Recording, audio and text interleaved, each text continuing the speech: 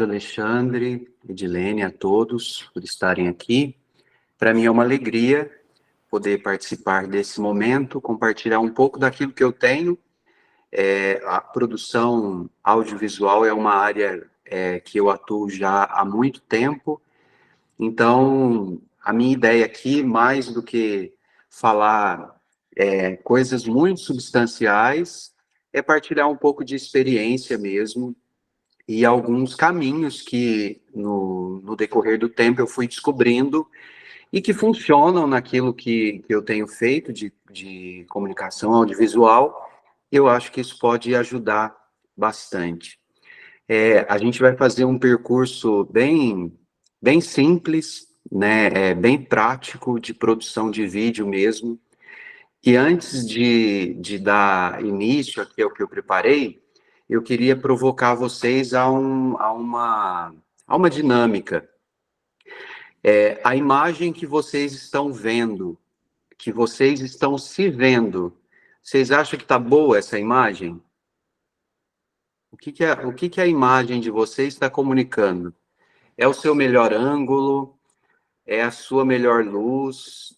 Você acha que você está bem enquadrado? Você tiraria um print dessa imagem sua e colocaria num porta-retrato como uma imagem a ser lembrada? Ou você veio para esse momento de partilha, ligou aí o celular ou o computador na sua frente e está simplesmente sentado olhando para a tela? Eu queria que você avaliasse um pouco a imagem que você está vendo de você mesmo. E durante a minha fala, eu queria que você fosse pensando o que pode melhorar dessa imagem sua. Lá no fim a gente volta nela de novo, mas eu queria que você olhasse a sua imagem, e olhando a sua imagem também a dos outros quadradinhos aí, para tentar identificar o que talvez possa melhorar dessa imagem. A gente vive num tempo de imagem. As telas estão muito presentes na nossa vida e graças às telas a gente tem a possibilidade de hoje estar aqui, reunido, conversando, cada um na sua casa, cada um do seu lugar próprio, mas a gente está juntos numa mesma sala, partilhando um assunto, graças à tecnologia. Então, a gente hoje não vive mais sem as telas, sem as imagens, sem os vídeos, faz parte da nossa vida. O celular, ele é como uma extensão da nossa mão já.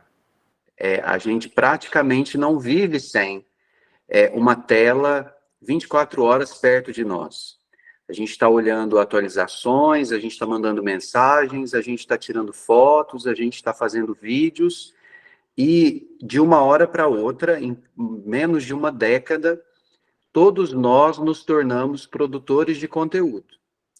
Seja aquela receita que a gente quer compartilhar com uma amiga e aí a gente tira a foto e manda, seja alguma coisa bonita que a gente viu, ou às vezes a dona de casa cultiva lá seus vasos de flor e tira foto da flor para mandar para as amigas, ou alguma coisa que a gente vê na rua. Todos nós nos tornamos produtores de conteúdo. E por que faz tanto sucesso esse conteúdo simples? Porque a dinâmica do nosso tempo gira em torno do compartilhamento da vida real. Isso chama atenção. Quanto mais real as coisas parecem, mais elas chamam atenção. Isso explica porque a gente passa, às vezes, um tempão na frente do celular vendo vídeos engraçados, vídeos curtos. Não são tão produzidos, a gente pelo menos acha que não são tão produzidos, ou não tem ali a beleza de uma novela, de um filme, mas a gente gasta mais tempo vendo esse tipo de vídeo do que qualquer outra coisa. É o nosso tempo, o tempo das telas, onde todos nós produzimos alguma coisa. Guarda essa informação, lá no fim a gente volta para essa imagem nossa aí no computador ou no celular, que a gente disponibilizou para a sala, a nossa imagem disponibilizada para a sala que está aí. A grande maioria não tem imagem, tem só uma letrinha ou uma imagenzinha. Faz parte também, a gente comunica de todas as formas. Bom, dito isso, eu queria fazer uma passagem primeiro, muito rápida, para a imagem. A tecnologia, ela avançou muito no último século, né? O cinema, ele tem pouco mais de 100 anos, a invenção do cinema, né? A primeira tela de cinema surgiu em 1895. E durante algumas décadas, a imagem em movimento, que era uma novidade, já existia a imagem parada, a fotografia, mas a imagem em movimento, durante algumas décadas, ela era preto e branco e não tinha som. Então, os primeiros filmes que a gente tem, eles são só registros de alguns movimentos. Um dos primeiros filmes gravados é um trem saindo da estação de trem. Então, é uma coisa do cotidiano, simples, e os primeiros vídeos eram essas imagens do cotidiano, mas que ganharam ali um valor de arte e de produção imensos por causa da tecnologia que estava surgindo. Na primeira metade do século XX, o cinema ele foi todo preto e branco. A TV vai surgir ali bem no meio, né, do século XX, mas o cinema até aí era preto e branco. E começava a aparecer o cinema falado ali final dos anos 30, anos 40, mas com muita dificuldade. Depois dos anos 50 vem a televisão, muito rapidamente a televisão ela fica colorida, mas a popularização disso demorou muito. Eu me lembro na minha casa, a nossa primeira TV colorida, eu acho que eu já tinha uns 10 anos de idade. Lógico, já tinha TV colorida em muitos lugares, mas eu estou falando aí do início dos anos 90. Então, a popularização dessa tecnologia demorou um pouco. E a TV, ela teve uma evolução gradual.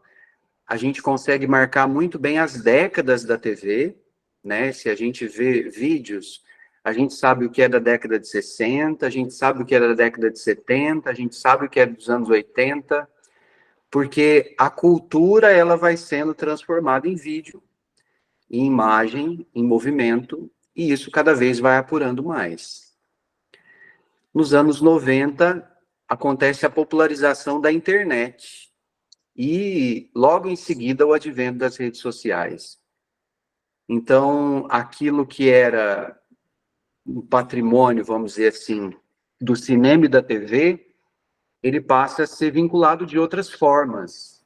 Eu acho que não tem ninguém muito novinho aqui, então eu posso falar isso. Quem não se lembra, nos anos 90, daquelas banquinhas de DVD pirata nas feiras livres, né?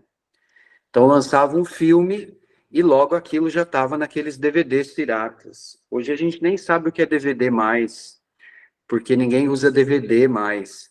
Mas tinha lá aquelas bancas, então a coisa ela foi se popularizando e depois com a internet, então aí a gente podia baixar esses vídeos da internet e ficava lá 2 dias baixando um arquivo, mas a gente já tinha condição de baixar um arquivo da internet.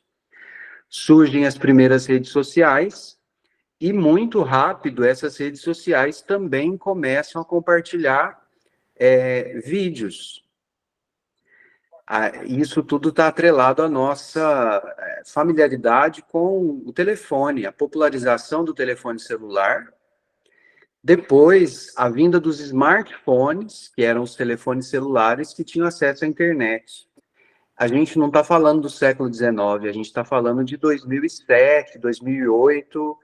Os smartphones, do jeito que a gente conhece hoje, com tela, com touch, são de 2011, 2012, até 2015. Parece uma coisa muito antiga, mas não é. E isso, nos últimos 10 anos, a evolução dessa tecnologia foi galopante. Não só a tecnologia de acesso à internet, acesso a redes sociais, mas também a tecnologia de registro de imagens. Hoje é quase impensável um telefone celular que não tenha uma câmera muito boa. E, na verdade, quando a gente vai adquirir um telefone, a gente não pensa se ele faz ligação, se ele manda SMS. Eu acho que ninguém mais manda SMS, só a Vivo para cobrar a gente, mas ninguém mais manda SMS. Mas quando a gente compra um celular, a primeira coisa que a gente pensa é: será que a câmera é boa? Faz filmes bons? Faz fotos boas? Porque o celular hoje, para nós, é uma ferramenta multifuncional. Filma, tira foto, grava áudio, acessa documentos, coloca documento na nuvem. Então, ela realmente, o celular é um computador pessoal. Mas muita gente usa o celular mais do que um laptop, por exemplo, mais do que um computador. Tá tudo ali na palma da mão. Todos os meus arquivos, todas as minhas fotos, todos os meus vídeos, todos os meus contatos, tudo está na palma da minha mão. E, com isso, todos nós nos tornamos produtores de conteúdo.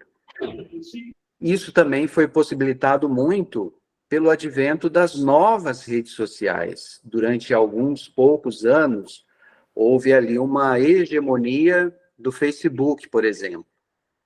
Então, o Facebook era a rede social. Enterrou o antigo Orkut, né? Todo mundo lembra do Orkut. E aí o Facebook se tornou a maior rede social. Depois o Instagram. E aí o Facebook ele foi se tornando uma rede social de pessoas mais velhas. Eu não sei se vocês têm essa informação, devem ter, mas a faixa etária que usa o Facebook hoje é 45 mais. São as pessoas mais velhas que usam o Facebook. E porque tem o Instagram.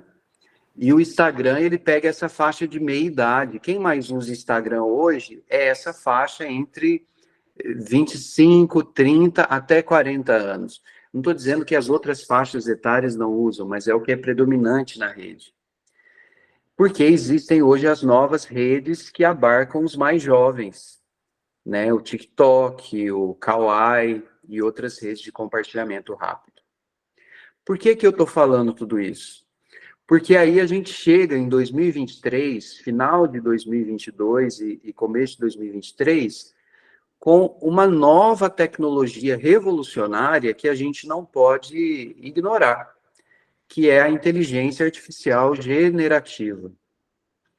A inteligência artificial, ela é uma mudança no nosso jeito de se relacionar com a comunicação, tal qual foi a invenção da imprensa lá no final da Idade Média, início da Idade Moderna, tal qual foi a invenção do cinema, tal qual foi a invenção da TV, e como continuação daquilo que a internet proporciona, a inteligência artificial ela realmente vai mudar o nosso jeito de nos relacionarmos com as coisas. A gente não percebe isso ainda porque a gente está vendo isso nascer. Não tem um ano ainda, ou vai fazer um ano, porque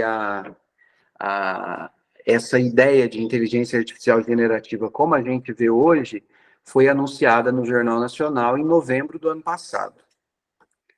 Então, tem menos de um ano.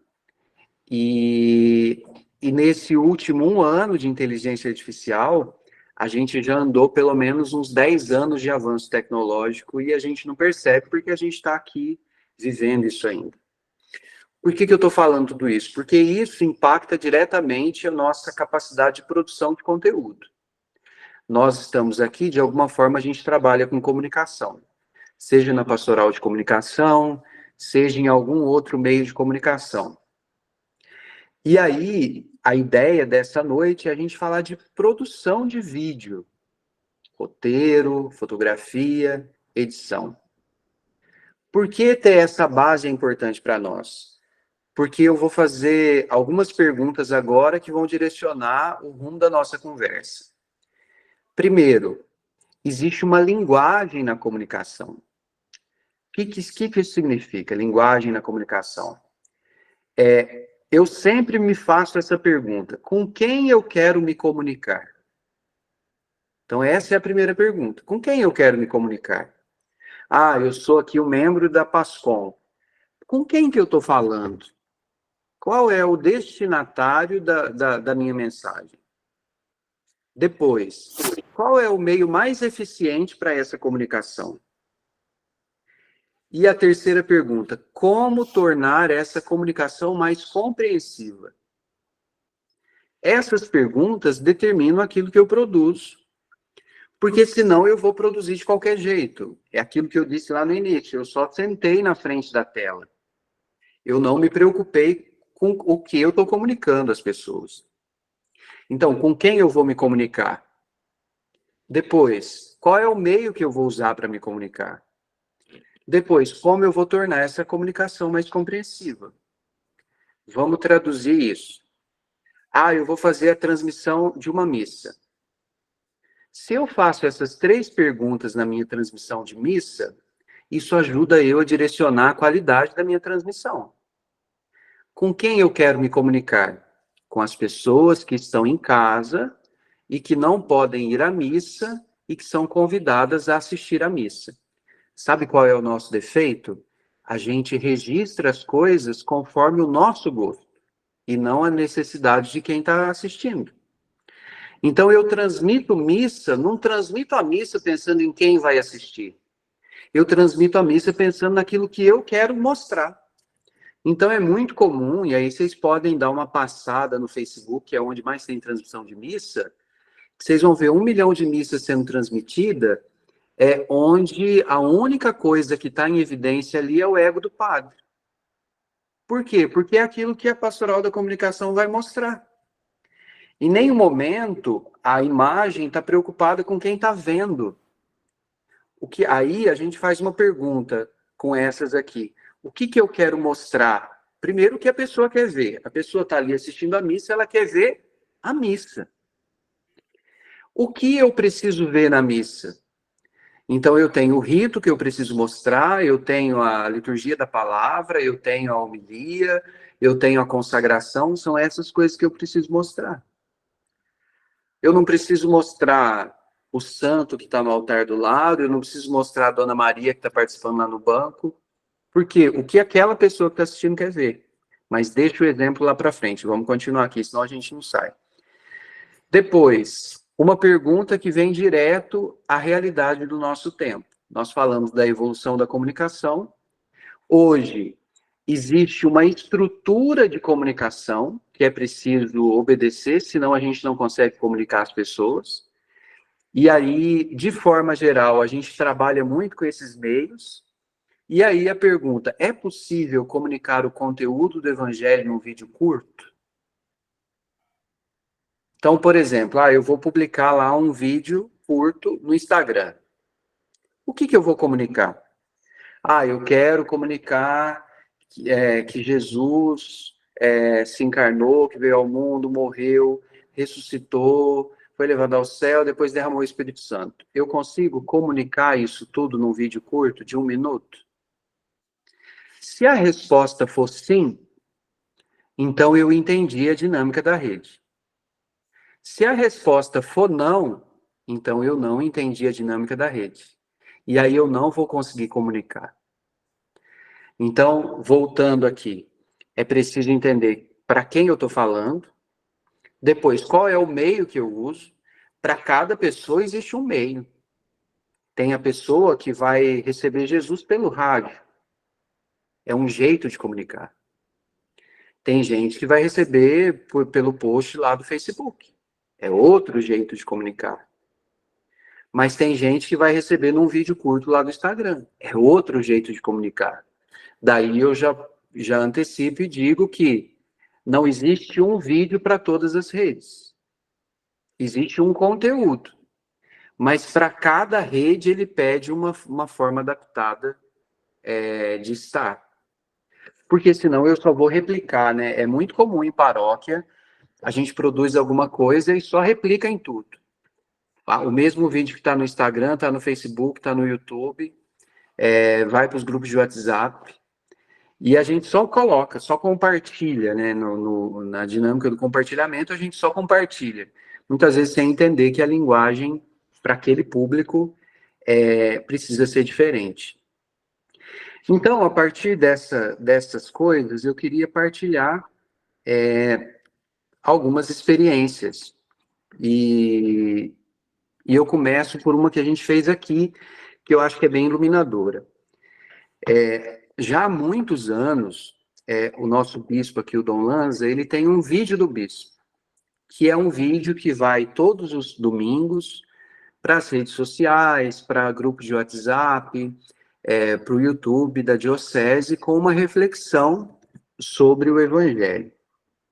Já há muito tempo ele faz isso, eu acho que há uns 7, 8 anos. E aí, ele chamou a gente para fazer uma avaliação desse conteúdo. Por quê? Porque não tinha alcance. Era muito pouco visto o vídeo. E aí a gente fez uma avaliação a partir da dinâmica da rede mesmo. Então a gente foi lá nos dados, né, das redes, e a gente tirou um raio-x do conteúdo. E aí, quando a gente apresentou esse raio-x, foi meio que desesperador. Por quê? O vídeo do bispo ele tinha uma média de 5 a 7 minutos. Só que o tempo de permanência das pessoas assistindo o vídeo nas redes sociais era de 15 segundos. Ou seja, a pessoa entrava, via que era o vídeo do bispo e saía. E esses 15 segundos iniciais era a vinheta. Então, as pessoas sequer escutavam o que o bispo falava, nem o bom dia, boa tarde, boa noite. Quando via a vinheta, saía do vídeo. Ou seja, quem via a mensagem? Ninguém. Ninguém via a mensagem. E aí, a gente fez uma proposta que era o quê? Bom, então vamos tentar adequar o vídeo para a dinâmica que a gente acha que vai destravar isso da rede. Então, o vídeo ele não pode ter mais de 2 minutos. No máximo, 3 minutos. E aí, se as pessoas ficavam nos 15 segundos iniciais do vídeo, depois saíam, então a gente precisava que a ideia principal do vídeo todo tivesse nos 15 primeiros segundos. Então, ele precisaria começar o vídeo falando alguma coisa que fosse uma síntese de tudo que ele ia falar depois. Por quê? Ah, porque a pessoa ia ter mais visualizações, não sei o quê. Não, porque era importante que a pessoa recebesse a mensagem, mesmo que ela ficasse só 15 segundos no vídeo. Então, se a mensagem tivesse ali nos 15 primeiros segundos, era fácil de entender que, então, as pessoas tinham recebido a mensagem inteira, mesmo que sintetizada. Então, a gente roteirizou o vídeo colocando no início do vídeo uma fala de 15 segundos que era um resumo do vídeo. Não tinha boas-vindas, não tinha nada. Era só um resumo. Depois disso, a vinheta. Depois da vinheta, vinha a mensagem dele com a reflexão do Evangelho. E lá no fim, uma bênção final. Então, a gente reestruturou o vídeo dessa forma. Até agora eu não estou falando nada de qualidade, de captação, nada disso. Só conteúdo do vídeo. E aí a gente começou a produzir o vídeo dessa forma e fez uma experiência e depois de um tempo a gente tirou outro raio-x. O que a gente percebeu? Que os vídeos nesse novo formato seguravam as pessoas até 1 minuto e 15. Então a quem só via 15 segundos passou a ver 1 minuto e 15. Então, a pessoa via a mensagem inicial, via a vinheta e começava a ver a reflexão. Então, a gente percebeu que quanto mais perto disso, mais a gente alcançaria as pessoas. E aí, isso fez com que a gente tivesse a necessidade de sempre roteirizar o vídeo, para que não saísse desse formato. Então, esse formato já foi adaptado, ele vai para outras redes e tudo, mas ainda hoje a gente consegue manter essa permanência das pessoas por mais tempo no vídeo. Por que eu quis partilhar essa experiência? Porque isso é produção. Mais do que ligar uma câmera e colocar alguém para falar, produzir vídeos significa entender a estrutura, mas para entender a estrutura eu preciso primeiro responder o que eu quero comunicar e para quem eu quero comunicar. E como eu vou comunicar? Respondendo essas perguntas, eu vou idealizar um conteúdo e essa idealização inicial, isso é produção.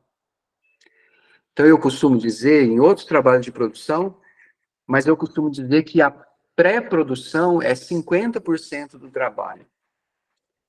50% do nosso trabalho é responder essas questões e organizar para que a pessoa que vai ser gravada esteja lá, mas o conteúdo já está todo pensado aqui atrás. Isso é produção. A gente sempre faz o contrário. A gente tem as coisas, a gente tem as imagens, a gente tem as gravações e depois a gente vai tentar entender o que é que a gente vai fazer com isso. E muitas vezes é por isso que a gente não consegue atingir as pessoas. Então, o exemplo do vídeo do bispo, eu acho que ele é um estereótipo aí que ajuda a entender aquilo que eu quero falar daqui para frente. Então, o que eu preciso para criar um bom vídeo? Primeiro, eu preciso de uma intenção. Eu preciso fazer todas as perguntas. O que eu quero falar, para quem eu quero falar, o quem eu desejo alcançar, qual é o melhor formato do conteúdo que eu vou produzir e que objetivo eu quero alcançar. Então, isso tudo está antes de eu pegar o celular ou a câmera e gravar um vídeo. Então, o que é o vídeo? Primeira pergunta. É uma reflexão do evangelho, é um vídeo de oração, é uma chamada para alguma coisa, é uma propaganda de uma festa. Então eu preciso saber o que eu quero fazer. Depois, para quem é esse vídeo? A quem ele se destina? Eu vou fazer um vídeo que está destinado para senhoras do apostolado da oração. Eu tenho um público definido. O público, ele me pede muitas coisas na linguagem que eu vou usar no vídeo, para que eu atinja aquele público. É fácil da gente entender. Quando a gente faz coisa para jovem, tem uma cara. Quando a gente faz coisa para terceira idade, tem outra cara. Essa identidade do vídeo, ela responde para quem é. Então, isso também é importante. Depois, o que eu desejo alcançar? Qual é o resultado? Qual é o objetivo? Isso também determina como eu vou produzir meu conteúdo. E depois, qual é o melhor formato? Eu quero falar com as senhoras do apostolado da oração. Onde elas estão? Bom, se eu sei que o público do Facebook é nessa faixa etária de pessoas acima de 45 anos, então vale a pena eu investir a minha divulgação nesse canal. Porque a senhora do apostolado da oração, com raras exceções, ela não vai estar lá no TikTok. Então, eu vou produzir um vídeo para TikTok, sabendo que o público que eu quero atingir não está lá. Isso fez a gente abrir aqui uma coisa interessante, que são os grupos de WhatsApp. Tem muita gente que não está nas redes sociais, mas que usa o WhatsApp. Meu pai, lá no meio da roça, fica no WhatsApp 24 horas. Então, para atingir algumas pessoas, eu preciso dar de outros canais, de outros meios. A gente tem uma experiência legal de uma pastoral da comunicação de uma das nossas paróquias, que os ministros, na época da pandemia, eles começaram a levar o celular e colocar a missa para os doentes. Ou levar o vídeo do bispo, que era uma reflexão do evangelho, e colocar para os doentes. Então, eles fizeram um trabalho de inclusão para pessoas que não podiam ir para a missa, não podiam participar da missa, e que muitas vezes assistia a missa da Aparecida, assistia a missa da Rede Vida, mas não tinha uma ligação com a própria comunidade, com os vizinhos, com o padre, com as pessoas. Então, eles fizeram esse trabalho de adaptação da comunicação. Isso é interessante, porque para cada grupo existe um canal específico. Então, essas questões me ajudam a produzir um bom argumento de roteiro. E aí, todo mundo, quando eu falo roteiro, todo mundo sabe o que é um roteiro. Todo mundo sabe? Argumento de roteiro é qual é a frase que define aquele conteúdo.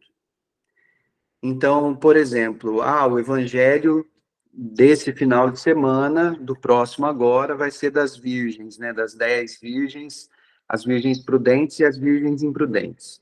Eu preciso fazer um vídeo que comunique isso. Então, eu preciso resumir em uma frase qual é o argumento do meu roteiro. O que eu quero mostrar para as pessoas? Vou aqui bem aleatório. Preciso mostrar para as pessoas que é preciso ser como as virgens prudentes, estar vigilante, tananã, tananã, tananã. Isso é um argumento de roteiro. Depois, eu preciso criar uma linha do tempo para o meu roteiro. Como que eu crio uma linha do tempo? O meu vídeo ele vai ter 3 minutos. Então, eu tenho 3 minutos para preencher de conteúdo. Uma linha do tempo o vídeo vai sair daqui, e aí nesse pedaço aqui ele vai fazer isso, depois vai ter isso, depois daqui aqui é isso, depois daqui é isso. Eu vou usar o vídeo do bispo como exemplo. 15 segundos, uma introdução sintética do conteúdo todo. Depois, 10 segundos de vinheta.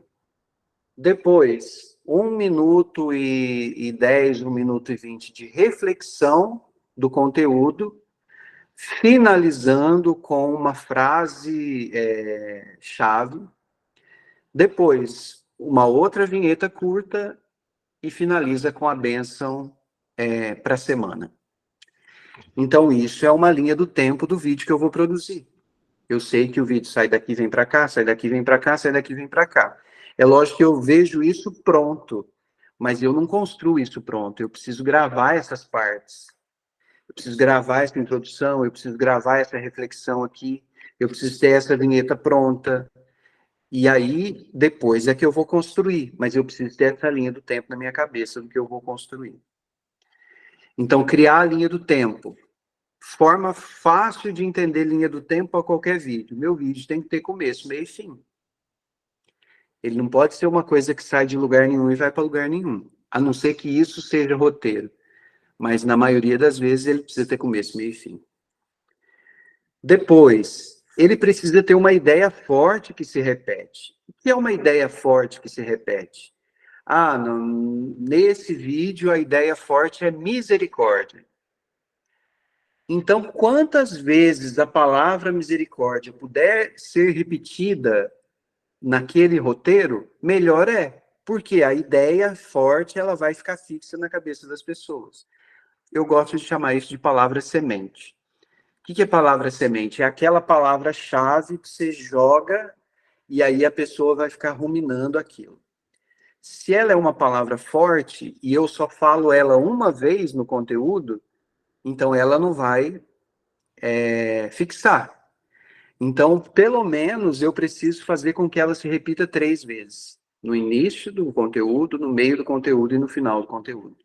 No final, a pessoa vai ter aquela palavra como mais forte. Então, isso é que é ter uma ideia forte que se repete. Depois, adequar a linguagem do roteiro. Isso é muito importante. Com quem eu estou falando? E aí, com quem eu estou falando é como eu vou falar. Todo mundo aqui já assistiu uma sessão do Supremo Tribunal Federal, ou pelo menos alguma matéria sobre. Tem uma linguagem específica, não tem? A gente nem entende muito bem aquele juridiquês. É a linguagem daquele lugar, daquele conteúdo. Cada coisa que eu faço tem uma linguagem própria. Então, vamos trazer para a nossa realidade. Se é um conteúdo de oração, existe um jeito dessa linguagem. Se é um bate-papo, tem outro jeito essa linguagem. Se é uma reflexão do evangelho, tem outro jeito essa mensagem. E aí, além disso, quem vai me ouvir também determina como eu vou falar.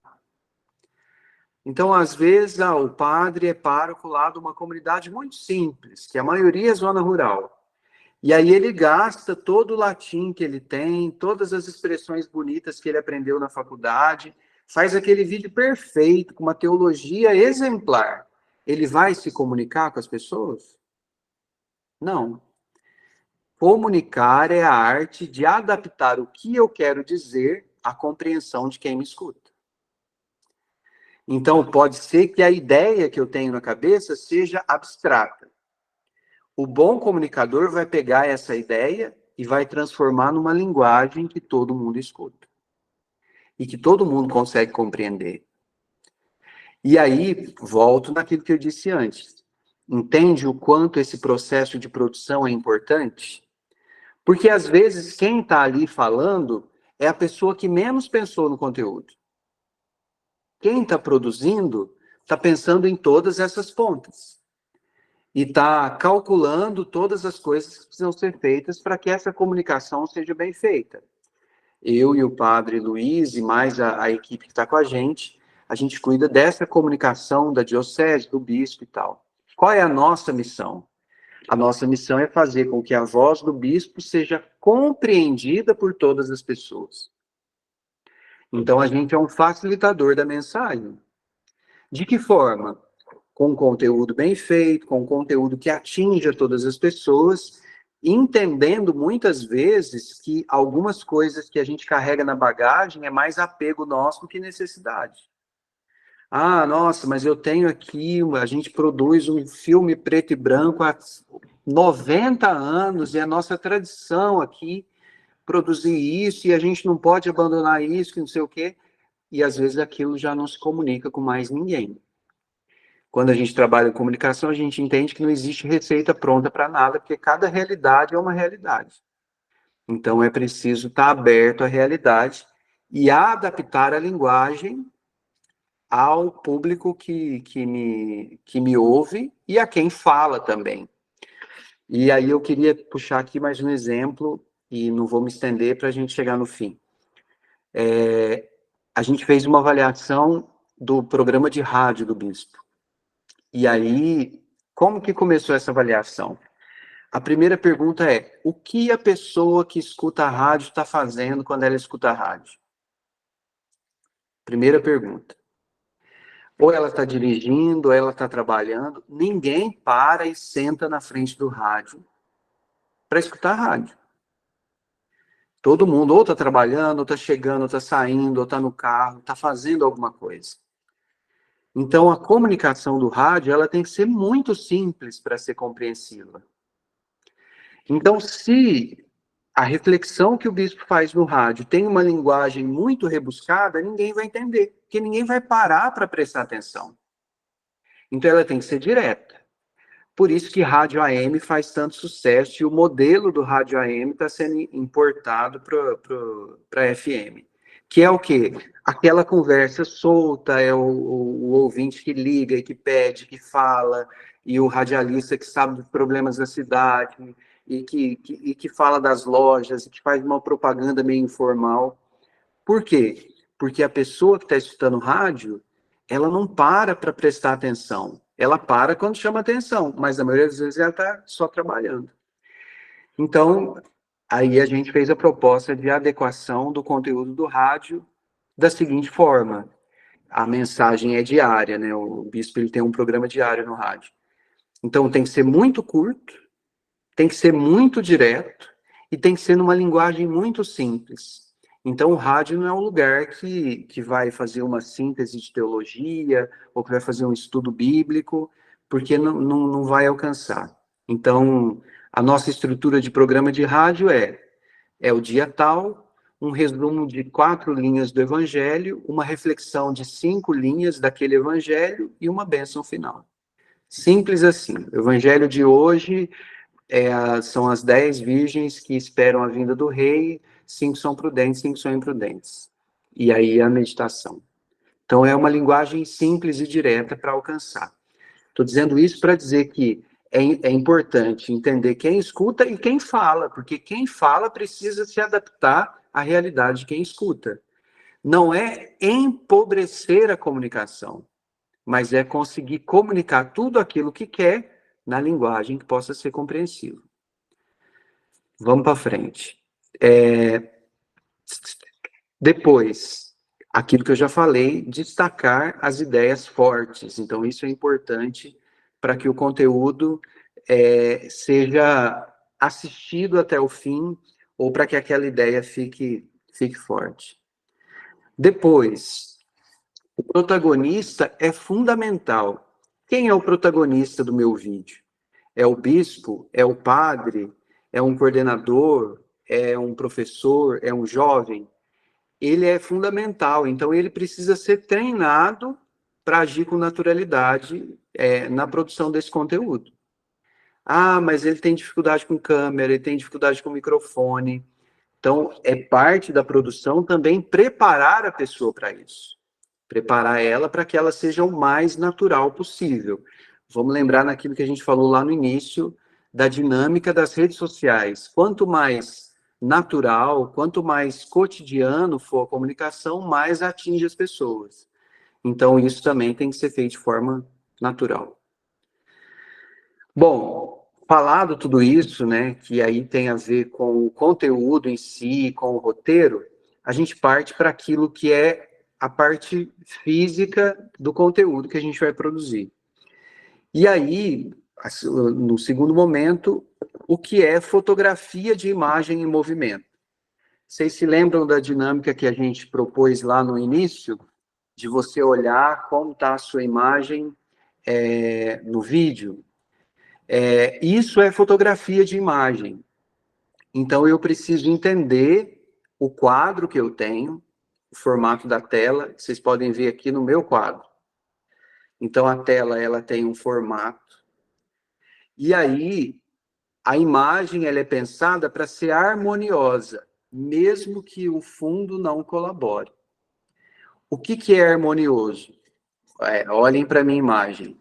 O mesmo espaço que tem aqui, tem aqui. Então, eu estou centralizado aqui na imagem. Depois, o mesmo espaço está aqui também. Então, se você parar para ver, tem mais ou menos uma mão de cada lado aqui e uma mão aqui em cima. Isso daqui a gente chama de plano americano, que é da cintura para cima. Ele podia ser até um pouco mais aqui. Mas eu estou centralizado no meu quadro. Quando você olha para a minha imagem, você não tem uma briga de cores aqui.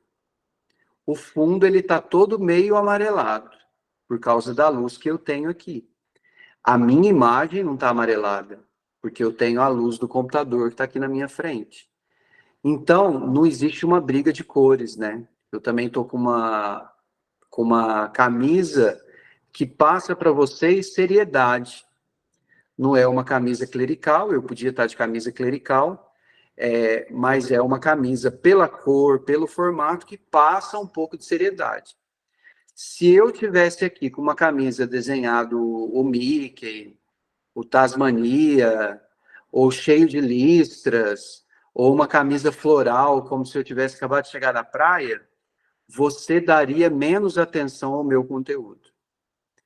Porque a minha boca, ela fala aquilo que eu quero, mas a minha imagem também fala aquilo que eu quero.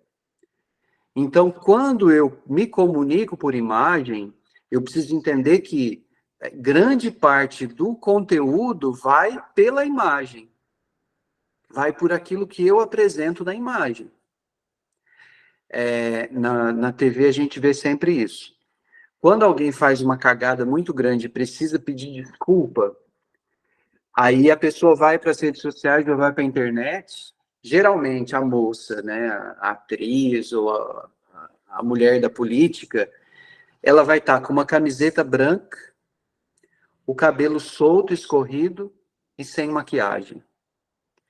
A imagem dela está falando mais do que as palavras, porque isso, de certa forma, passa um pouco de fragilidade. Ela não está produzida, não tem maquiagem, está com uma camisa lavada, né? Tirou da gaveta de camisa para dormir e colocou. Então, isso passa fragilidade. Tá? Eu estou pedindo desculpas, então eu estou aqui frágil, estou me apresentando frágil. Se a pessoa quer passar autoridade, né? Então, um político, quando vai, ou uma atriz, ou alguém fazer um vídeo que vai passar, de certa forma, aquilo, aí já carrega, né, nas cores, na produção, e isso a gente entende bem. Por exemplo, se você está passando na rede social e vê o vídeo de alguém de terno e gravata, você associa essa imagem a uma coisa séria. Se você vê uma pessoa sentada na praia com roupa de praia, isso te passa a ideia de que é uma coisa leve, porque a pessoa está descansando, ela está relaxando, ela está viajando, então não tem tanta importância. Isso para dizer que a imagem fala. Então, se eu penso a imagem, eu também estou pensando o que eu quero falar. E aí isso também responde aquelas perguntas lá no início. Então, qual é o objetivo do meu conteúdo? O que eu quero comunicar? Com quem eu quero comunicar? E eu preciso lembrar que a imagem fala também. Então, fotografia de imagem é isso. É eu traduzir na imagem o que eu quero passar no conteúdo. Esses conhecimentos a gente vai adquirindo, vai entendendo e vai ficando meio noiado com isso também, viu? Depois que você entra nessa neura, você não sai mais. Porque você sempre está pensando isso e tal. Então, por exemplo, a gente grava o vídeo do bispo. Ah, é um vídeo de festa, de solenidade. Então é melhor sortar com uma camisa branca. Ou uma camisa de cor clara, que é mais suave, é mais leve. Ah, é um evangelho mais duro, que vai chamar mais atenção, ou que tem uma exortação. Então é melhor estar com uma camisa de clésima preta, um terno por cima, porque isso passa um pouco mais essa imagem de que ali vem uma mensagem que é preciso prestar atenção. Fotografia de imagem é isso. Basicamente, para aquilo que a gente faz, é importante a gente entender 3 ou 4 planos de imagem. O plano aberto é aquele que valoriza o cenário. Então, a pessoa sempre está de corpo inteiro no plano aberto. Então, eu valorizo tudo que está em volta e, geralmente, a pessoa inteira. O plano americano é o que a gente mais usa, é esse meio corpo na tela. Então, geralmente, da cintura para cima ou do umbigo para cima, esse enquadramento que eu estou aqui na minha tela. Isso é plano americano. E aí a gente tem o plano de foco, que seria esse plano mais fechado aqui, né? Geralmente a gente usa bastante isso em vídeos mais simples, mas é aquele enquadramento que pega mais o rosto aqui e um pedaço aqui do ombro e tal. Isso é o foco. E o hiperfoco, que seria a imagem mais fechada, geralmente mais próxima do rosto. E a gente usa muito hiperfoco também para imagem de detalhe. Ah, eu vou gravar uma mão rezando o terço, ou eu vou gravar um movimento de mão vindo no peito. Isso é hiperfoco. Isso pode ser centralizado e isso pode ser desconstruído também. Hoje em dia a gente faz muito vídeo que a pessoa não está no centro, ela está aqui de lado. Então, geralmente eu dou destaque na pessoa, ela está aqui no primeiro plano, mas eu tenho alguma coisa de cenário que eu quero mostrar aqui atrás, ou que pode enriquecer o vídeo. Tem muito vídeo que a gente faz que a pessoa também não está falando diretamente para a câmera. Ela está falando para todo mundo. Então, a pessoa grava, às vezes, olhando assim, olhando para o horizonte, meio na lateral, passa essa impressão de que aquilo não está sendo falado diretamente para mim. Mas eu estou ali também ouvindo, então a mensagem também é para mim.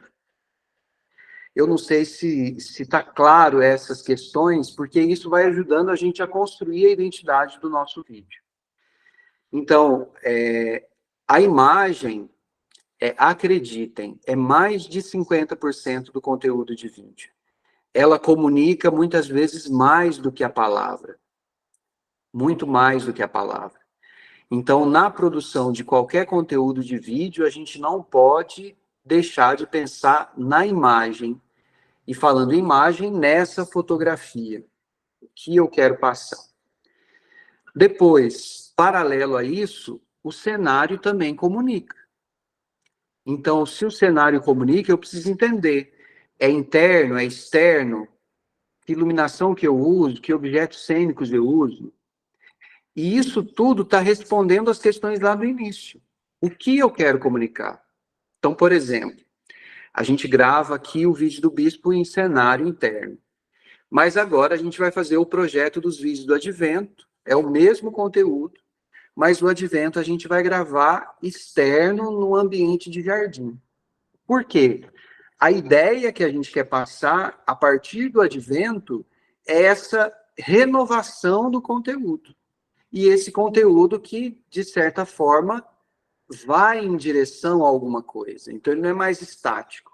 Ele está num lugar que tem movimento, que tem a leveza do jardim, que tem a luminosidade do jardim. Por quê?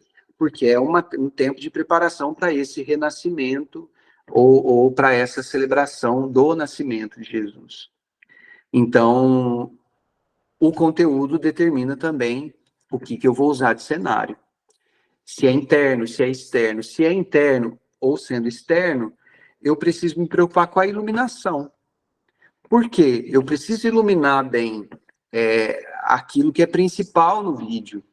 Não tem? Todo mundo já viu aqueles vídeos gravados de costa para a janela. Aí tem o sol aqui atrás, muita luz, e a pessoa que está aqui na frente a gente nem vê o rosto. Então, o que as pessoas veem desse vídeo? Só a luz de trás. E aí, às vezes, se só virasse e ficasse de frente para a janela, já tinha muita iluminação, e aí isso ajudaria bastante. Então, é preciso buscar ter um pouco desses conhecimentos. Uma iluminação adequada, qual é o melhor cenário para eu fazer meu conteúdo, o que meu conteúdo ele quer passar. Então, tudo isso vai determinando. Às vezes, a gente gravando um vídeo se preocupa muito com o que tem aqui atrás. E foto também. Eu fui num lugar esses dias e aí eu pedi para uma pessoa tirar uma foto minha. Você não tira uma foto minha? Foi a primeira vez que eu dei uma bênção do Santíssimo, então aí eu tava com a capa e tal, e eu queria guardar de lembrança. Aí eu falei, você não tira uma foto minha? Tiro. Aí a pessoa foi lá e tirou a foto, e aí quando eu peguei o celular para ver, na parede aqui atrás tinha uma cruz, bonita, grande. E aí a pessoa tirou a foto da cruz, e um pedacinho de mim assim aparecendo. E a cruz bem grande aqui. Eu falei assim, não, a foto é minha, não é da cruz. E aí a pessoa achou ruim. Falou assim, como assim? Não quer que saia a cruz na foto? Aí eu falei assim, não, é uma foto minha, isso é só para eu guardar por causa do paramento e tal. Então, às vezes a gente tem essas coisas também. A gente acha bonito e aí a gente quer supervalorizar, às vezes, uma coisa que não tem que ser valorizada naquele momento. O que eu estou comunicando? É a mensagem do padre. O que tem que chamar a atenção é o padre. Às vezes, o cenário mais atrapalha do que ajuda. Porque, às vezes, tem tanto elemento, tanta coisa, tanto cartaz, tanta cortina, tanta vela, tanto santo, tanto brilho, que aquilo que tem que ser comunicado não é comunicado de verdade. Então, se você está me acompanhando bem até aqui, e você respondeu todas as perguntas lá atrás, então já ajuda bastante a entender o que dá e o que não dá para usar de cenário. Uma observação importante. O filmmaker, traduzindo, o cara que maneja a câmera, o celular, quem está filmando, ele é o olhar do espectador. E ele traduz e direciona o olhar do espectador. Então, quem vai assistir o meu vídeo, ele vai ver o conteúdo pelo meu olhar. Então, quando eu estou filmando, eu preciso ter os olhos de quem vai assistir. Ao mesmo tempo que eu traduzo, ou seja, eu preciso captar a mensagem do jeito que ela é, eu também direciono. Porque se eu estou filmando aqui uma pessoa, eu estou escolhendo não mostrar esse lado de cá. Então, eu direciono a visão de quem vai assistir aquele conteúdo. Como eu disse lá no início, por isso que é tão difícil transmitir missa. A gente transmite missa nas redes sociais inspirado nas transmissões de TV. É outro tipo de conteúdo. A pessoa que está com o celular na mão, ela não está se importando muito se tem muita flor, se tem muita vela. Ela quer ver o rito da missa. quando começou a pandemia, e a pandemia que popularizou as lives, né? E aí começou a ter muita transmissão de missa, todos os lugares, né? E aí teve muito lugar, nada contra, mas uma consideração, que colava foto das pessoas nos bancos, e aí passava a missa inteira mostrando a igreja vazia e aquelas fotos no banco, né? E a missa de vez em quando. E aí, sempre que eu via aquilo, me dava uma agonia tão grande, porque eu ficava pensando assim, gente, o povo está em casa, está trancado, não pode sair.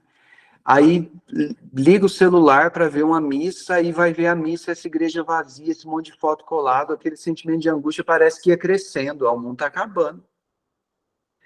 E aí, ao passo que eu vi outras experiências do padre que colocou o celular aqui bem na frente do altar. Então, a imagem que aparecia do padre era como a minha aqui. Era esse quadro, o altar aqui e o padre aqui. E o padre celebrava a missa aqui, ó, para a pessoa. Então, a pessoa que estava em casa é como se ela estivesse aqui, ó, quase em cima do altar, assistindo a missa. E aí ela via só o que ela tinha que ver, que era a palavra anunciada, o rito celebrado. E esse tipo de comunicação é direto, atinge a pessoa. Se a gente tenta, de alguma forma, replicar nas redes sociais ou nos nossos meios de comunicação aquilo que é feito na TV ou em grandes meios, a gente erra muito, porque a gente não está respondendo aquela primeira pergunta, que é o para quem eu estou me comunicando. Então, é muito importante. Quem filma é o olhar do espectador, no nosso caso, do fiel. E esse que filma, ele traduz e direciona a imagem. Depois, a gente precisa de uma boa captação de som, isso é importante. Hoje a gente já tem esses recursos, então, com os equipamentos que a gente tem, independente se eu tenho uma câmera profissional, se eu tenho uma câmera semi-profissional, ou se eu faço vídeos com o celular, eu tenho recurso para ter alguma captação boa de áudio, né? Eu tenho aqui no meu celular aqueles microfoninhos pequenininhos assim, que a gente liga um plugzinho e coloca o microfone, e a captação ela não sai perfeita porque não é estúdio, mas sai excelente porque filtra bastante o som. Ou as câmeras têm microfones e tal. É importante não desconsiderar a necessidade de captar bem o som. E isso também faz com que o meu conteúdo tenha mais facilidade de alcançar as pessoas. Depois, equipamentos de qualidade de captação. Como eu disse antes, aqui a gente usa o celular. Qualquer pessoa com celular é um produtor de conteúdo. Então, eu consigo fazer coisas muito boas só com o meu celular. Se eu respeito um pouco essa dinâmica de produção, eu faço coisas muito boas a partir do meu celular. Mas a Pascom aqui da minha paróquia tem um equipamento e tal. Que bom. É bom ter o equipamento e é bom saber usar o equipamento. Senão, às vezes, a gente tem uma câmera de última geração e a gente não sabe usar. Não sabe extrair dela o melhor. A gente liga, põe para frente e registra. Então, se eu tenho um equipamento bom, é importante eu estudar esse equipamento para conseguir usar ele no máximo de qualidade que ele tiver. Depois, e aí falamos aqui então daquilo que é captação, cenário e tudo. Por fim, a questão da edição. Antes eu vou dar aqui algumas dicas de aplicativos e tal, mas antes disso é importante entender uma coisa que para edição é importante. Quando a gente começa a mexer com vídeo e a gente se aventura a editar vídeo, é muito normal a gente ficar encantado com os recursos dos editores de vídeo. E aí a gente começa a encher os vídeos de efeito, né? E aí as passagens, aí desenrola a imagem, quebra a imagem, e aí faz aquele feed em preto, né? some, aparece. A gente começa a exagerar nos recursos, né, de edição. Quanto mais simples e direto, melhor. Às vezes, o corte seco, corte e emenda, funciona muito melhor do que colocar efeito no vídeo. Depois, entender para que eu vou usar aquele vídeo. É um story? É um vídeo para Facebook? Então, respeitar os formatos, né? Então, cada modelo desse pede um formato e um estilo de vídeo. Então, respeitar isso ajuda bastante. No caso dos stories, para quem trabalha com rede social e faz stories, uma dica importante é nunca colocar legenda embaixo, porque quando a gente joga no aplicativo, né, quando a gente joga lá na rede social, os dados da rede social geralmente ficam aqui embaixo. Então, legenda ou alguma coisa fica coberto por esses dados e a gente perde. Hoje em dia, usa-se muito aqui em cima colocar as informações. E, às vezes, a legenda no meio do vídeo mesmo, quando a gente usa a legenda no meio do vídeo. Funciona melhor. Para os vídeos curtos, a mesma coisa. Então, respeitar a dinâmica da rede, e os editores de vídeo, na maioria, ele tem essas diferenças, esses diferentes formatos para edição.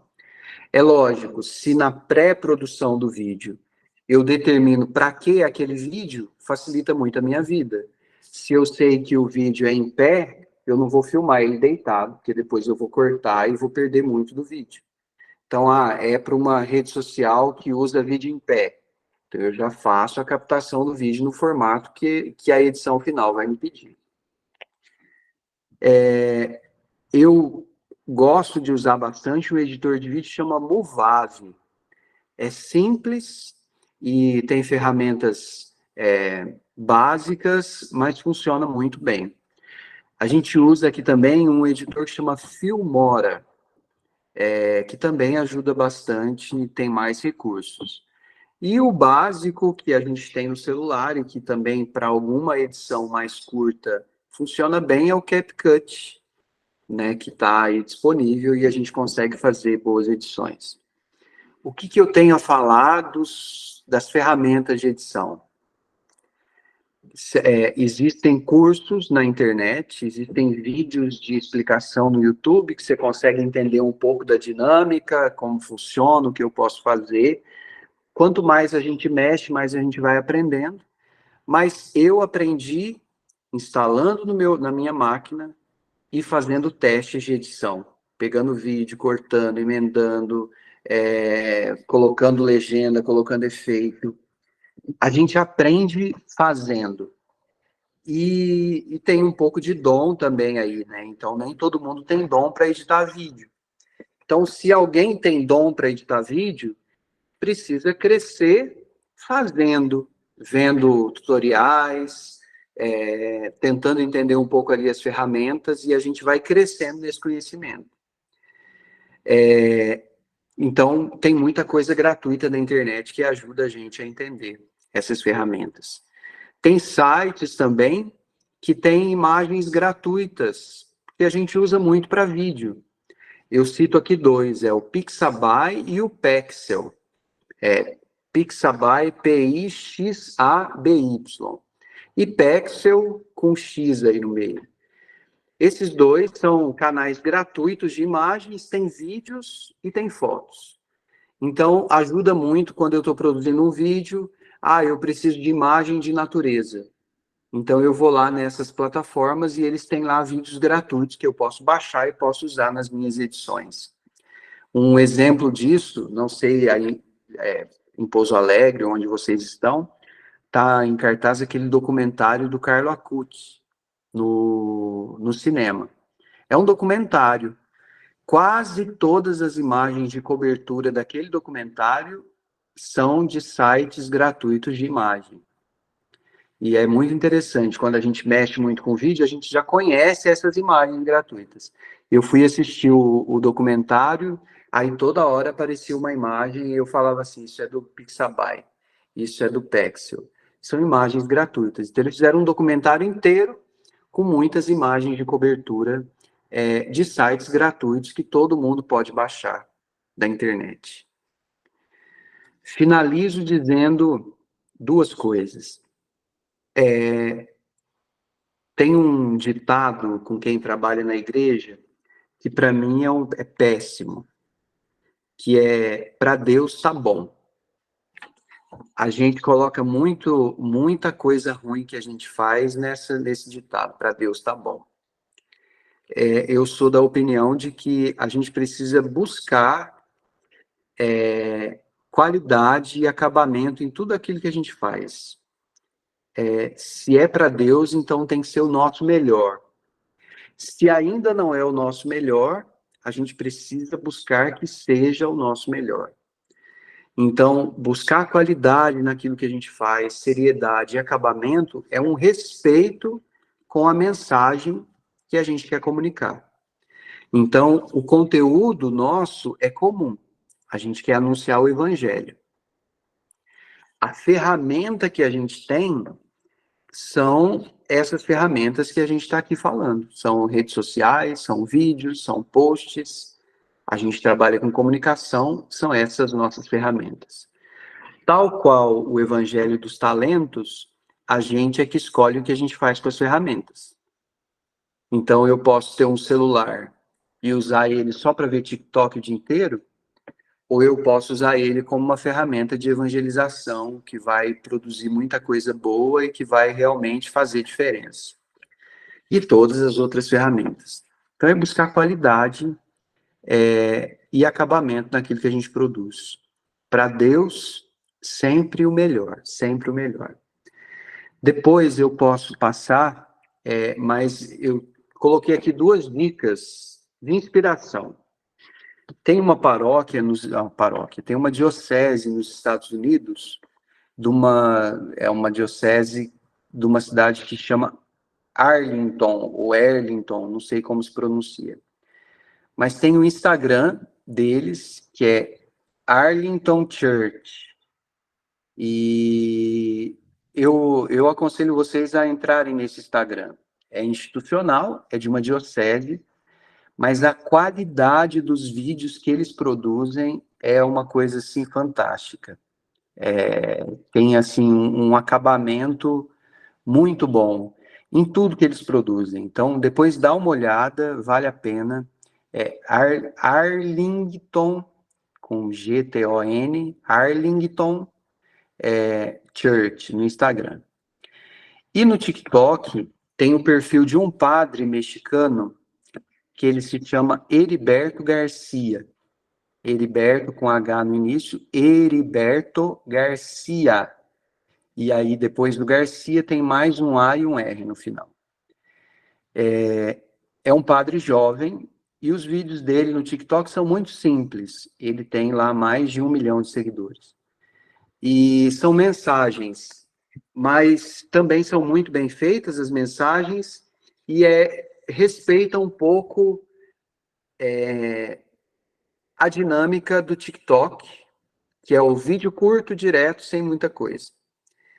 Eu sugiro ele porque a gente tem muita gente de igreja hoje nas redes sociais. Tem muito padre fazendo dancinha, tem muito padre vestindo fantasia, tem muita gente de igreja fazendo um monte de coisa. A pergunta que a gente faz é o quanto isso evangeliza as pessoas. Nós estamos nas redes para levar o evangelho ou só para ser uma presença menos agressiva, mas que é mais do mesmo, né? Mais do mesmo, mais todo mundo faz, eu faço também. A diferença é que eu não falo palavrão, a diferença é que eu não tiro a roupa. Mas o que eu faço de anúncio do evangelho? Então, são essas duas dicas de inspiração que eu deixo aqui. E é isso. Aí abro agora para considerações de vocês, perguntas. Vamos organizando. Quem puder, levanta a mão. A gente vai fazendo a fila de perguntas aí para o Diácono Richard.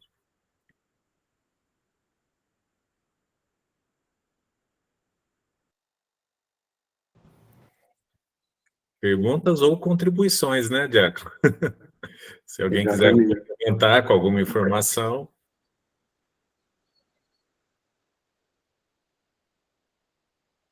Edilene. Tem que abrir o áudio, Edilene. Ninguém ergueu, eu falei, eu vou erguer. Eu gostei muito dessa parte que o Richard disse sobre os vídeos do bispo. Aqui na Arquidiocese de Pouso Alegre, a gente começou a gravar agora, só que a gente está gravando com padres e leigos. E foi interessante essa fala sua, que eu vou até passar para o padre, sobre primeiro ter uns 15 segundos ali de alguma mensagem. E uma coisa que a gente percebeu aqui, já, acho que nós fizemos uns 5 vídeos, é que quando é padre, mais pessoas veem o vídeo do que quando é leigo. Então, a gente já percebeu essa diferença. E gostei muito, eu sabia que a noite ia ser boa, especial, e eu tive certeza, nós agradecemos muito. Agora vou deixar os outros falar um pouquinho, depois eu falo mais.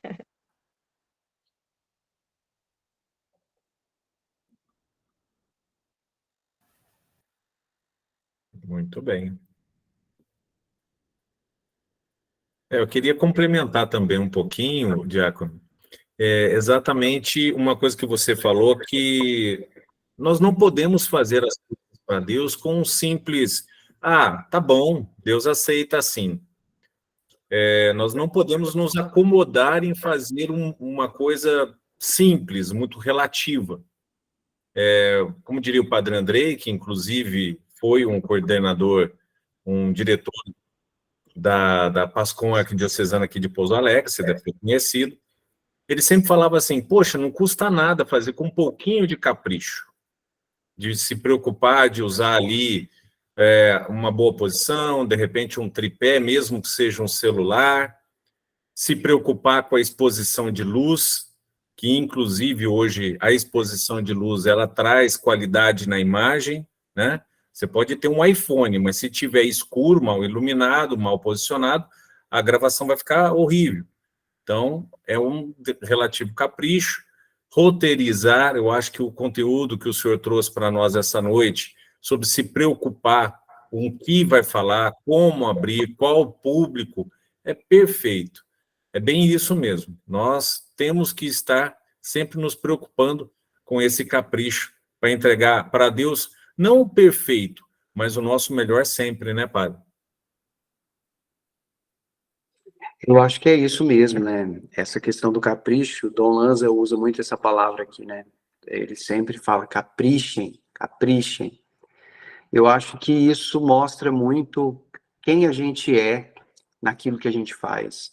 Quando a gente se dedica a uma missão e aí a gente faz aquilo com capricho, com acabamento, com qualidade, isso também mostra um pouco da nossa intenção. E com comunicação, eu acho que isso é mais do que um conselho, é um mandamento, é uma norma.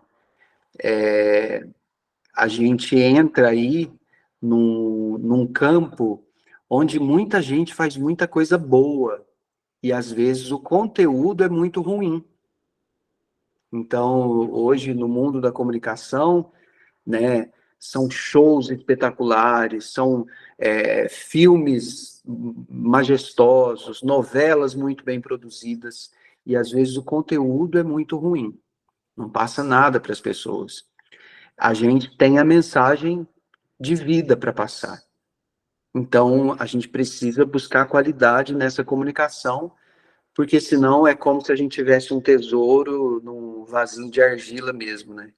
Então, o que a gente tem é muito precioso, mas a gente encapa isso de uma forma tão grotesca que corre o risco das pessoas passarem despercebidas e não prestarem atenção.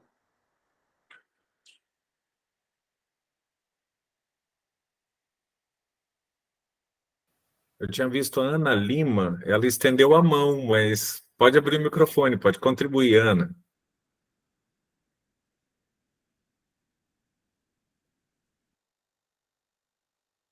Tá ouvindo? Uhum. Então, né, eu achei muito interessante, né, eu estou iniciando agora, não entendo praticamente nada.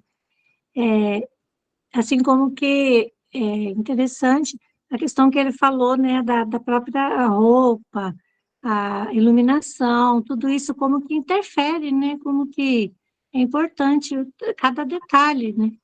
E a gente não vê com esses olhos, quando a gente está assim, a gente é leigo, não tem nenhum conhecimento, a gente não vê isso, né? Não vê isso que está por detrás, né? Inclusive a minha própria roupa aqui, né? Depois eu fiquei até rindo, falei, olha, é a falta de conhecimento mesmo, né?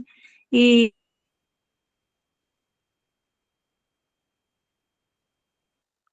Travou.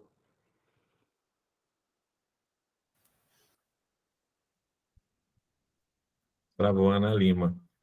Conseguiu Foi voltar? falar da roupa, tá vendo? Não devia ter falado da roupa. Travou o sinal. Ai, ai.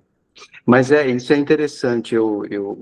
A gente, para produzir conteúdo assim de vídeo, a gente tem que consumir também, né? Eu acho que quanto mais a gente assiste, a gente vai tendo referências, isso vai ajudando a gente a construir também a nossa identidade. Eu gosto muito de teatro, fui produtor de teatro há muito tempo, escrevia roteiro para teatro, dirigia teatro, e nas minhas peças, todas aquelas de cunho religioso, tinham uma assinatura. É um detalhe muito pequeno, mas é interessante compartilhar. Sempre que eu fazia uma cena do Calvário, tinha um jeito certo de posicionar os personagens. E o jeito de posicionar os personagens, principalmente quando Nossa Senhora tem Jesus nos braços, e Maria Madalena está deitada aqui no pé de Jesus, nos braços de Nossa Senhora, tinha um jeito certo de posicionar. E aí um dia alguém me perguntou assim, por que nas peças que você faz sempre o jeito de Nossa Senhora, de Jesus, é esse e é diferente? É meio torto, sabe? Tem um jeito meio torto, assim. E aí eu disse assim, essa é a minha assinatura na peça. Quando a gente faz uma obra de arte, a gente assina. Essa é a minha assinatura. Então, o corpo dos atores formava a letra R e a letra O do lado, que é Richard de Oliveira. Então, isso era a minha assinatura. Eu sabia. Então, para mim, a peça acontecia e quando chegava naquele momento, era como se tivesse assinado ali. Por que eu estou dizendo isso?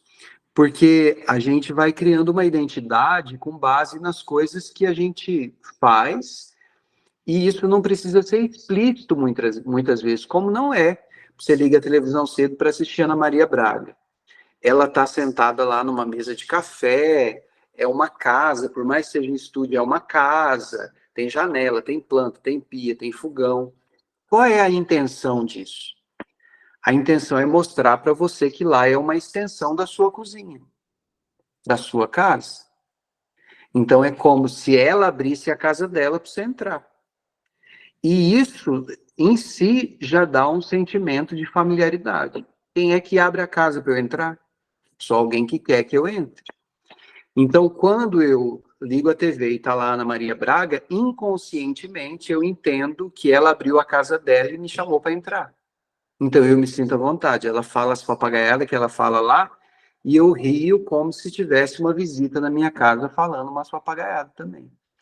Então, é intencional, por isso que o cenário, a roupa, a luz, o jeito é intencional. Quando eu entendo isso, quando eu domino essa técnica, os meus vídeos eles têm um alcance maior porque não comunica só a palavra. A imagem também comunica, o cenário, a iluminação. A Ana voltou, foi trocar de roupa, voltou. Pode liberar o áudio, Tá mudo. Fone. Tem que abrir o áudio, Ana. Ixi.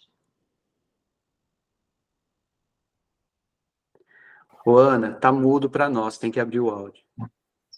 é só para concluir, né, a observação que a gente está ouvindo agora. Agora sim.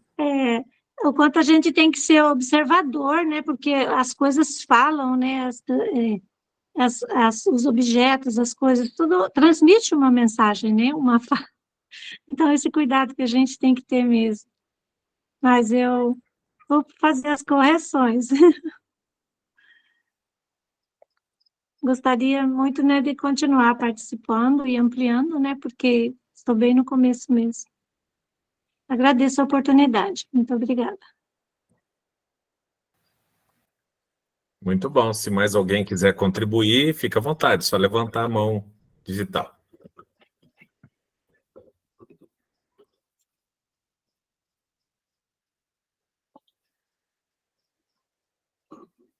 Muito bem. Edilene? Vou ligar o microfone primeiro. Nós só temos a agradecer de coração a todos que participaram dessa noite. Nós começamos com 33, Alexandre, e estamos com 33, olha que beleza, né? Ninguém saiu. Então, a gente já está aqui, a gente começou 8h15, então, que bom, né? Ninguém desistiu, ficou todo mundo aí ansioso, esperou, foi muito bom. O padre Júlio César não pôde estar presente hoje, né, por causa da reunião, mas ele pediu para agradecer a cada um e reforçar também o nosso próximo encontro, né, Alexandre? No dia 22 de novembro, vai ser de duas maneiras, tanto presencial quanto virtual. Então, quem aí é de longe pode participar também, que é da formação sobre inteligência artificial. O Richard chegou a falar aqui um pouquinho, né? Então, é um tema que meio que amedronta nós um pouco. Então, participem, quem puder. Não esqueça que tem que fazer inscrição pelo site da Facapa. É www.facapa.edu.br. Faz a inscrição, participa online. Eu tenho certeza que vai ser uma noite de grande aprendizado também, agora no próximo dia 22. E agradecer muito ao Diácono Richard por tanto aprendizado hoje. Eu tenho certeza que eu, como mais esses 32, estão bem realizados, satisfeitos de tirar aquele tempinho lá da casa, da família e ficar no seu cantinho e vir aqui escutar você. E pedimos, né, para encerrar agora, que o Diácono Richard nos dê uma bênção e que possamos continuar evangelizando, plantando as nossas sementes, né? Agradecer ao Richard, que é da Diocese de Guaxupé. Isso, nos dê uma benção. Eu que agradeço, Edilene, Alexandre, todo mundo que com paciência ficou aqui até agora, e que Deus abençoe muito o caminho de vocês, e que vocês possam mesmo seguir firmes nesse caminho tão importante de aprendizado. A gente aprende quando a gente quer aprender, quando a gente busca. Então, hoje a gente tem o mundo nas nossas mãos, na tela do celular, então não deixe de ir atrás. Alguém perguntava aí na mensagem sobre os editores de vídeo, então busque os editores de vídeo. Eu falei que a gente usa aqui o Movavi, o Filmora, mas tem também o CapCut, mas busquem, aprendam, e isso vai enriquecer muito a missão de vocês e vai multiplicar muito os talentos. Agradeço demais o convite e a presença, e vamos pedir a bênção, que Deus os abençoe a todos. O Senhor esteja convosco, Ele está no meio de nós. Abençoe-vos, Deus Todo-Poderoso, Pai, Filho e Espírito Santo. Amém. Muito obrigado. Alexandre, vamos fazer nossa foto, né? Isso, vou pedir para todo mundo, então, abrir rapidinho o vídeo. Nós vamos fazer um print. Não se preocupem com perfume, tá? Pro fundo, né? Esperem eu trocar de roupa, de blusa. Fiquem tranquilos, viu? É um print rapidinho de todos os participantes. Como a Edilene falou, o Diácono Richard falou, Muito obrigado pela presença de todos. Nós temos presença aqui de pessoas do Brasil inteiro, de diversas regiões. Eu vi gente do Maranhão, né? Do Ceará, interior de São Paulo, Paraná. Então, que Deus abençoe aí a presença de cada um de vocês, viu, gente? Continue conosco aqui, que eu acho que a comunidade de Deus é isso, de Jesus Cristo é a união de todos. Olha lá, o Moarama, olha que bacana. Os paranaenses estão com a gente aí. Muito obrigado. Então, todo mundo abrindo o vídeo, sorrindo rapidinho, eu vou fazer um printzinho aqui bem rápido, viu? Só um instante, que apareceu um banner aqui. Aí.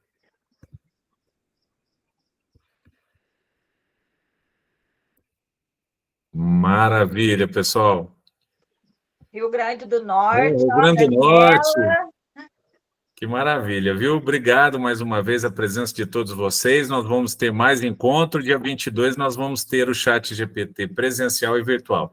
Diácono, muito obrigado pela sua presença. Padre Fabiano também esteve aqui conosco, que ele nos abençoe também. E a todos que vocês também participaram aqui, viu, gente?